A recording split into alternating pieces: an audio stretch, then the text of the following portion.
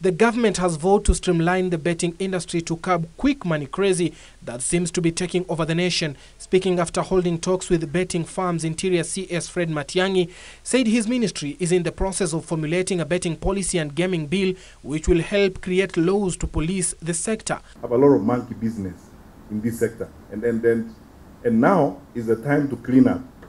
And I'm telling you the truth, it's the time now for us to clean up, and we will not clean up while we are persuading each other. We think let's talk nicely to each other so that then there is no room for that. Now it's room for work to be done, organize this sector, clean it up, and act in the best interest of our country. According to the CS, statistics show that Kenya is leading in the continent in betting, and with about 76% of the youth actively involved in one form of gambling or another. He further revealed that 500,000 young people who have been blacklisted by some of the lending agencies because they borrowed to bet and cannot repay. Even more suddenly, we've been looking at figures here with the board. We have about 500,000 of our young people now who have been blacklisted by some of the lending agencies. 500,000 because they borrowed but cannot pay, and many of them borrowed for betting. The CS called on the BCLB to convene a meeting with the Communication Authority to relook into the advertisement policies and file a report on betting status in the country in the next 30 days.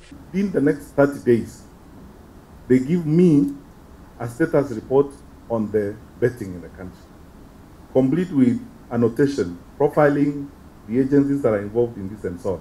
BCLB will not renew licenses for companies which will not have filed their tax return by July 1st, and action will be taken against such companies. No license will be renewed to anybody who has not paid their taxes. No license. So effective 1st of July, all licenses stand cancelled except for those who would have complied and paid their taxes. Interior Principal Secretary Karanja Kibicho, who had accompanied the CS, called for a relook on the sector, claiming many families have been broken by the betting craze. As much as we want to support sporting, what is the reality on the ground when our children are dropping out of school? When CS, you remember, you had to go through crackdown of betting machines in this country because besides harboring criminals, it was a place where lives were destroyed. It will not be business as usual as the government vows to crack the whip on all betting companies who are rogue and infringing the betting laws. Reporting for Channel 1 News, I'm Suleiman Yeri.